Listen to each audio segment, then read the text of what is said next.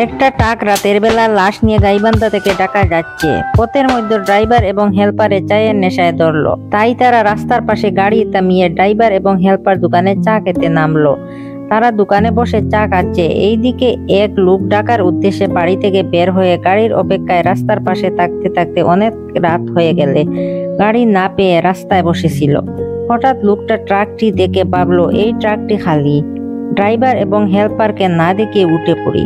যেমন ভাবনা তেমন কাজ, উঠে পড়লো ট্রাকে উঠে অন্ধকারে লাশের উপর বসে পড়লো।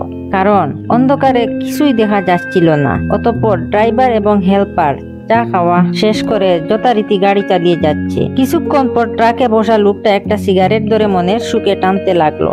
হঠাৎ হেল্পারের চোখে পিছনে পড়তেই দেখলো পিছনে লাশটা বসে সিগারেট টানছে। হেল্পার বয়ে বয়ে ড্রাইভারকে বলল, ওস্তাদ গাড়ি থামান। কেন?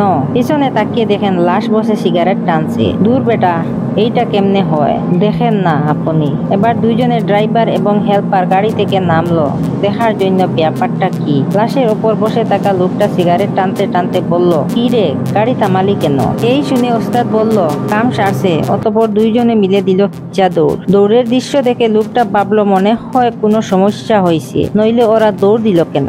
বসে থাকলে সে বিপদে পড়বে ভেবে সেও ওদের পিছনে পিছনে দৌড় দিল। হেল্পার পিছনে তাকাইয়া দেখে লাশটা ওদের পিছনে পিছনে দৌড়াইতেছে। হেল্পার বলল, ওস্তাদ আজ আর রক্ষা নেই, ওই লাশটাও আমাদের পিছনে দৌড়াচ্ছে, তাড়াতাড়ি যান বাঁচাইয়া পাকেন। সত্যি করে বলেন, মন খুলে কতদিন পর হাসলেন? ভিডিওটি দেখা শেষে ধন্যবাদ দিতে ভুলবেন না কিন্তু। ভিডিওটি ভালো লাগলে একটি লাইক দিবেন, আর এরকম আরো নতুন নতুন ভিডিও পেতে হলে আমাদের চ্যানেলটি সাবস্ক্রাইব করে পাশে থাকবেন।